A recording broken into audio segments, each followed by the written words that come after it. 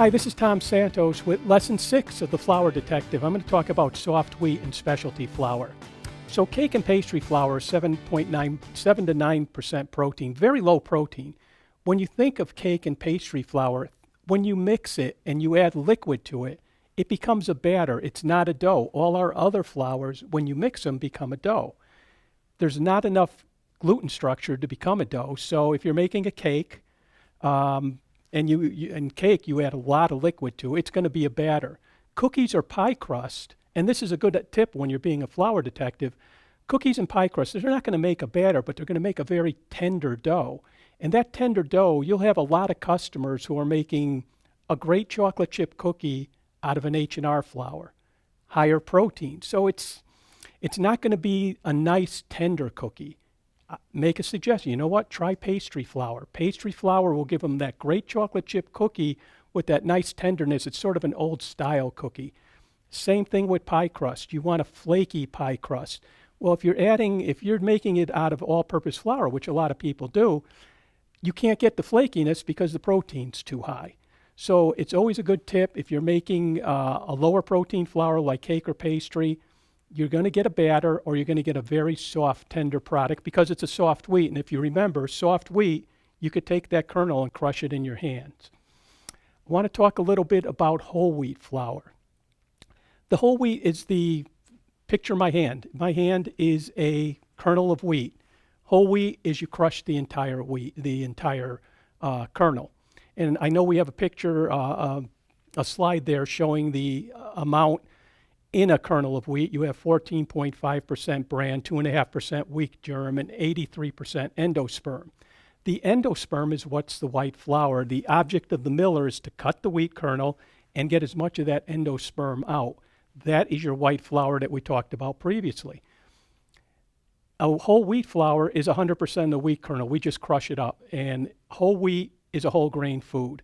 And whole wheat we're General Mills. We're a big whole wheat, we're a big whole grain company. I think every product we have is whole grain. And here's a tip. If you have a customer who wants to use whole wheat flour, there's two types of whole wheat flour. You have your regular stone ground whole wheat flour, and you have what's called your white whole wheat flour. And the difference is whole wheat, regular whole wheat flour, they're both stone ground, by the way, is red. It's a red kernel. And that red has tannins to make that kernel red. And those tannins are the bitterness you'll taste from whole wheat. You got to add honey or sugar to it to get a little more sweeter taste. Most manufacturers and most companies and a lot of pizza operators who make a whole wheat pizza, they'll use white whole wheat flour. The white whole wheat kernel is sort of blondish, and it doesn't have those tannins, so it has a little bit of a sweeter, mellow taste to it. A little bit of a difference, and especially if you have, I know there's a number of customers that I've talked to who service schools. They make pizzas for schools. They use the white whole wheat flour because the kids like the taste. It's a little less bitter than a regular whole wheat.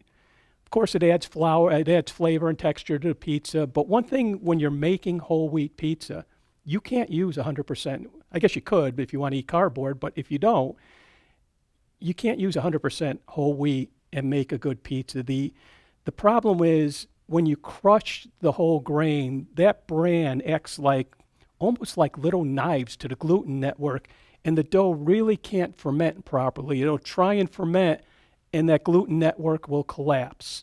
So when you're making a whole wheat style pizza and you're using whole wheat flour, you're probably going to only use 25 pounds of whole wheat flour to 75 pounds of regular flour of a high protein. I wouldn't even use a mid-protein flour. I would use a high protein flour. 75 pounds of high protein flour, 25 pounds of whole wheat flour to create a whole wheat pizza dough.